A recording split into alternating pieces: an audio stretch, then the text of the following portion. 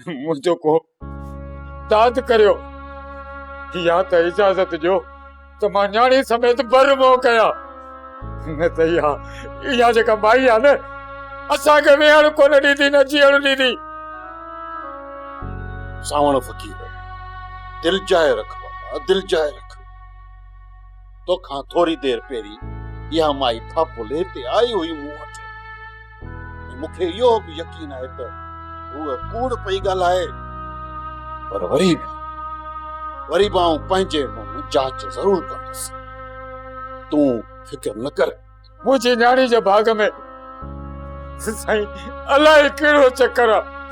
हिकु मुसीबत वञे थी वरी ॿी मुसीबत मथां बीठी आहे। हाणे इहा चोरी कराई आहे। अरे बाबा सावण फ़कीर सभु सणाई थींदी बाबा, तूं फिक्र न कर। आऊं तोसां गॾु आहियां न। सरकार माई थापुल वॾी फसादण अथव, शैतान जी नानी अथव सफ़ा। कमदार इन फसादण औरत खे ॾांहुं मूं वटि वठी अचो। सरकार इहो कमु मूंखां कोन थींदो, इहो सोढे खे था चऊं उहो करे ॾे। चङो ठीकु आहे, तूं सोढे खे मुंहिंजो न्यापो ॾेई छॾ।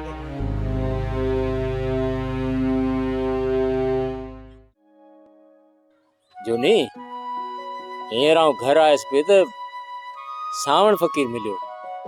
माई फापुल जी दाह पे ॾिनई, चई पियो त हुन माईअ ज़ीनत जो जीअण हराम करे छॾियो आहे। हुनजे मथां ज़ेवर फबाइण जो इल्ज़ाम हयो अथसि। ज़ेवर फबाइण माना? माई फापुल जो चवणु आहे त ज़ीनत गामो खे चई सोना ज़ेवर चोरी कराया।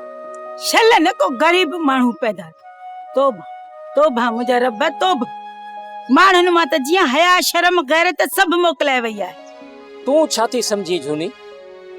इहो कूड़ो इल्ज़ाम आहे न ज़ीनत जे मथां। ज़ीनत जी साख मां थी ॾियां, मूं हुन खां पुछो बि कोन्हे।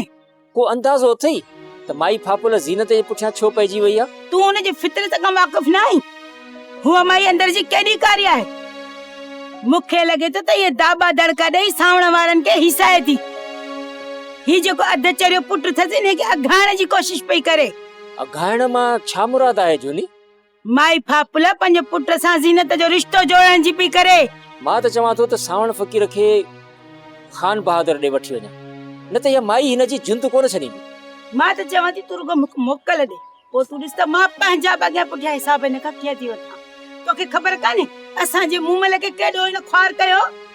विसरी वियो छा तोखे?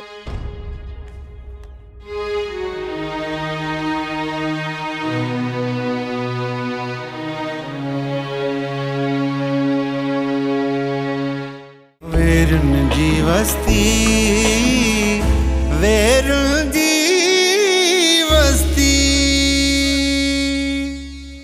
सब्सक्राइब कयो असांजो ऑफिशियल YouTube चैनल सिन टीवी HD ड्रामा ऐं वधीक अपडेट लाइ बेल आइकन खे क्लिक करियो।